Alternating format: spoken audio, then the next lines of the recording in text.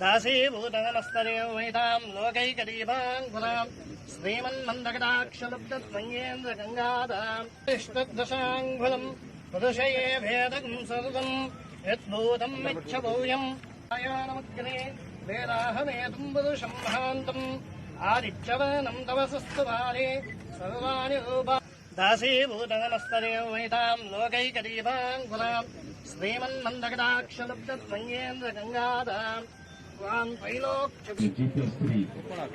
నాలుగు అంతస్తుల భవన నిర్మాణానికి ఈరోజు యాస్పిరేషన్ డిస్ట్రిక్ట్ లేకపోతే ఇక్కడ పొల్యూషన్ దీని మీద బెటర్ రేటింగ్ లోనా అది కాదా? మరి ఈ రోజు మనం ఎన్నికల సమయంలో మన యువగలం అధినేత నారా లోకేష్ బాబు గారు 20 లక్షల ఉద్యోగాలు ఇస్తామన్నాం.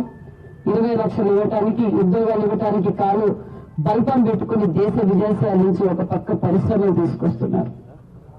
మరి 20 లక్షల ఉద్యోగాలే కాదు, ఆశించే స్థాయి నుంచి శాసించే స్థాయికి ప్రతి ఒక్కరూ వెళ్ళాలి అంటే ప్రతి ఇంటి నుంచి ఎంటర్ప్రైనర్ ని తయారు చేయాలన్నది ముఖ్యమంత్రి గారి లక్ష్యం అనే ఉద్దేశం మీకు తెలియజేస్తున్నాం.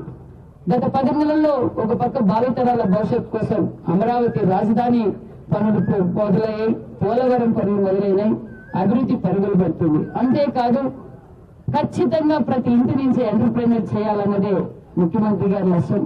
మరి ఈ రోజు P4 లో భాగంగా రాష్ట్రంలోనే టాపప్ కడప మొట్టమొదటి రోజు భూమి పూజ కార్యక్రమం చేశాం. యువతకు అవకాశాలు కల్పించాలి. యువత ఎందుకంటే ఇక్కడ చదువుకున్న ప్రతి ఒక్క విద్యార్థి ఎక్కడికో వెళ్ళి వాళ్ళు ఎక్కడో బెంగళూరు వెళ్ళాలి, ముందైతే బాంబే వెళ్ళాలి, వైజాగ్ అలా కాకుండా మన ప్రాంతంలోనే మన డిస్టిక్ హెడ్ క్వార్టర్స్ లోనే ఇలాంటి కార్యక్రమం పెట్టాలి అని చంద్రబాబు నాయుడు ఆదేశించగానే మరి P4 మోడల్ కింద రాష్ట్రంలో ఫస్ట్ మనం ఈ కడప టాపప్ భవనానికి ఈ రోజు భూమి పూజ కూడా చేసుకోవడం చాలా గర్వంగా ఉంది.